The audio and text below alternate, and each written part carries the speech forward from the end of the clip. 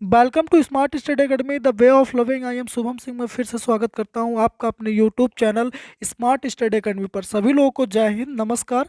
जैसा कि आप लोग को पता है कि कोस्ट गार्ड की वैकेंसी आ चुकी है। ये बहुत दिन पहले अपडेट हो गया था और आज 4 जनवरी है। भैया कितनी जनवरी है? 4 जनवरी है। तो 4 जनवरी से आपका फॉर्म भरना शुरू हो गया है और 4 जनवरी आज से फॉर्म आपका फिल होना शुरू हो जाएगा।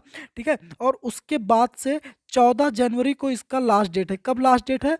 14 जनवरी इसका लास्ट डेट है। और फॉर्म की स्टार्टिंग कब है? आज से इसकी फॉर्म की स्टार्टिंग हो रही है। ये चीज़ आपको पता है। तो हम इस वीडियो में बात करने वाले हैं कि आप लोग को फॉर्म भरना है तो डॉक्यूमेंट्स क्या लगेंगे, आपके फॉर्म के लिए क्या इंपॉर्टेंट डॉक्यूमेंट्स हैं। क्योंकि बहुत सारे बच्चों का ये कन्फ्यूजन होता है कि सर डॉक्यूमेंट हमने सही फिल किया था बट मेरा एडमिट कार्ड नहीं आया। तो इन सारी परेशानियों से मैं आपको दूर करूंगा और मैं ये बताऊंगा कि आप लोगों के कौन कौन से डॉक्यूमेंट्स ज़रूरी हैं जो आपको फिल करते टाइम काम लगेगा। तो आइए देखते हैं कि कौन कौन से डॉक्यूमेंट काम लगेगा। तो एक बार मैं देख लेता हूं, आप लोग को भी दिखा देता हूं कि कौन कौन से डॉक्यूमेंट आपके लिए इंपॉर्टेंट होंगे आपके इस फॉर्म को फिल करने के लिए। ठीक है। जैसा कि आप लोग को यहाँ पे स्क्रीन पर दिख रहा होगा, क्या दिख रहा है?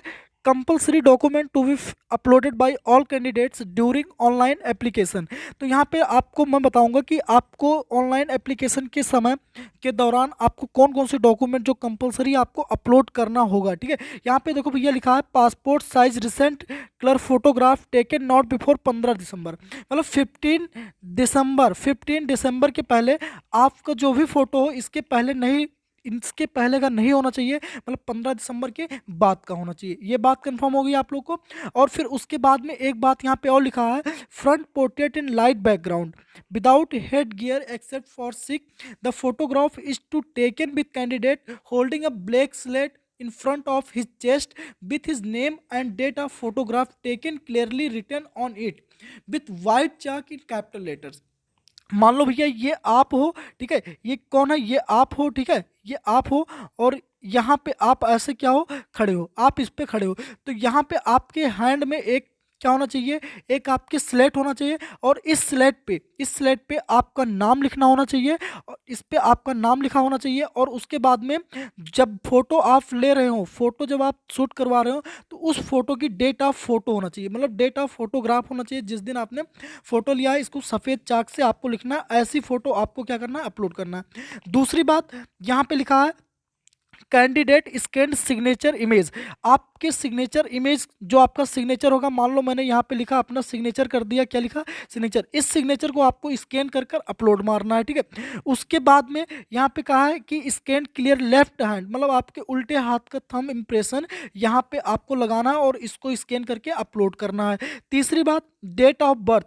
जो आपके डेट ऑफ बर्थ को कंफर्म करने के लिए आपका 10th का मार्कशीट या बर्थ सर्टिफिकेट है उसको आपको लगाना है। उसके बाद में फोटो आइडेंटिफाई प्रूफ, मतलब फोटो को आइडेंटिफाई करने के लिए आपको आधार कार्ड या वोटर आईडी या पासपोर्ट आपका या पैन कार्ड या आपका ड्राइविंग लाइसेंस, इन चारों चीज़ों में से, चारों पांचों चीज़ों में से कोई आपका एक होना चाहिए। उसके बाद में आपको होना चाहिए 10th क्लास की मार्कशीट।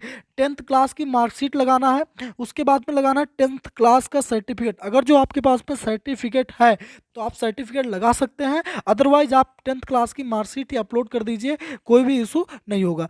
आगे हम बात कर लेते हैं। आगे यहाँ पे क्या लिखा हुआ है? आगे आपको स्क्रीन पर दिखाई पड़ रहा होगा कि अगर जो आपके पास में EWS SC ST या OBC का सर्टिफिकेट है तो आप सर्टिफिकेट लगाएंगे। और ये सर्टिफिकेट आपको कैसा लगाना है? सेंट्रल का लगाना है। ठीक है। सेंट्रल का होना चाहिए तब लगाना है और स्टेट का नहीं लगाना चाहिए। ठीक है। अगर जो आप स्टेट का लगाओगे तो आपका एडमिट कार्ड नहीं आएगा। ठीक है बाबू।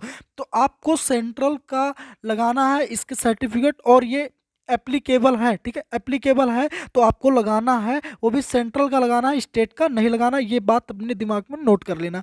फिर बात आती है स्कैन सिग्नेचर ऑफ पेरेंट्स। आपके अपने मम्मी और अपने पापा की क्या लगाना है? सिग्नेचर को अपलोड करवाना है। अगर जो आप 18 साल से कम है, आपकी एज जो है 18 से कम है, तो आप अपने मम्मी या अपने पापा का सिग्नेचर वहाँ पे अपलोड करवाएंगे अगर जो आपका एज 18 से कम है। आगे बात करते हैं कैंडिडेट हैंड रिटन डिक्लेरेशन। एक डिक्लेरेशन फॉर्म होगा वो आपको अपने हाथों से लिख कर उसको अपलोड करवाना है। फिर उसके बाद में अगर जो आपके घर में कोई भी सर्विस में है तो उसका NOC जो सर्टिफिकेट होता है या CG या ICG ये किसी भी सिविलियन में हो, तो ये आपको वहाँ पे करना होगा, अगर जो नहीं है तो कोई बात नहीं है। फिर आगे लिखा है if the board is issue, वो मैंने बोला था अगर जो आपको 10th क्लास की आपकी मार्कशीट है तो वो लगा दीजिए, और 10th क्लास का सर्टिफिकेट है तो वो लगाना होगा। अगर जो आपका सर्टिफिकेट नहीं है तो 10th क्लास की मार्कशीट लगा देंगे, आपका काम हो जाएगा। आगे हम बात करें कि यहाँ पे अगर जो आप नेविक जीडी, मतलब जो जीडी होता है, जीडी के लिए अगर जो आप यहाँ पे अप्लाई करना चाहते हैं तो आपको 12th क्लास की मार्कशीट लगाना होगा। उसके बाद में यहाँ पे अगर जो मैकेनिकल, इलेक्ट्रिक एंड इलेक्ट्रॉनिक्स के लिए, यांत्रिक के लिए आप अपलोड करना चाहते हैं तो आपको 12th क्लास की मार्कशीट लगाना पड़ेगा। उसके बाद में यहाँ पे, और मैं दिखाता हूँ यहाँ पे बाकी सारी चीज़ें जो हैं वो सारी चीज़ें दी हुई हैं। तो आप लोग को ये वीडियो पसंद भी आया होगा, और आप लोग इस वीडियो के माध्यम से सारे डॉक्यूमेंट्स को आप जान पाएंगे, और अच्छे से भैया बहुत ही सावधानी से, क्योंकि सावधानी हटी तो दुर्घटना घटी। तो आप लोग को सावधानी से फॉर्म को फिल करना है। बार बार फॉर्म आते हैं, लेकिन क्या होता है कि हर बार मौका नहीं मिलता है, ठीक है, हर बार मौका नहीं मिलता है, तो अच्छे से फॉर्म को फिल करिए, ठीक है। फॉर्म को, आपका पहला स्टेज ही होता है, आपको किसी एग्ज़ाम को क्वालिफाई करने के लिए आपका फर्स्ट स्टेज भैया यही होता है कि फॉर्म को फिल करना। तो आप सबसे पहले सावधानी से फॉर्म को फिल करिए, उसके बाद आपको पढ़ाई करना है, उसके बाद में क्या करना है, आपको एग्ज़ाम देना है, फिर उसके बाद में जॉब लगेगी, फिर आपको नौकरी करना है, ठीक है। फिर तो और सारी बातें हैं, तो और सारी बातें हम करेंगे।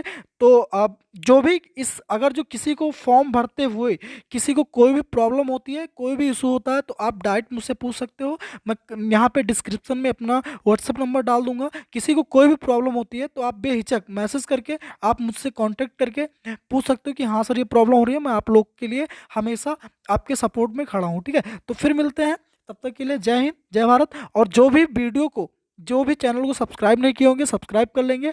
ऐसे ही आपको नए जो भी आपको नोटिफिकेशन होगा सबसे पहले आपको यहीं पे मिलेगा। जय हिंद, जय Bharat, love you all, take care.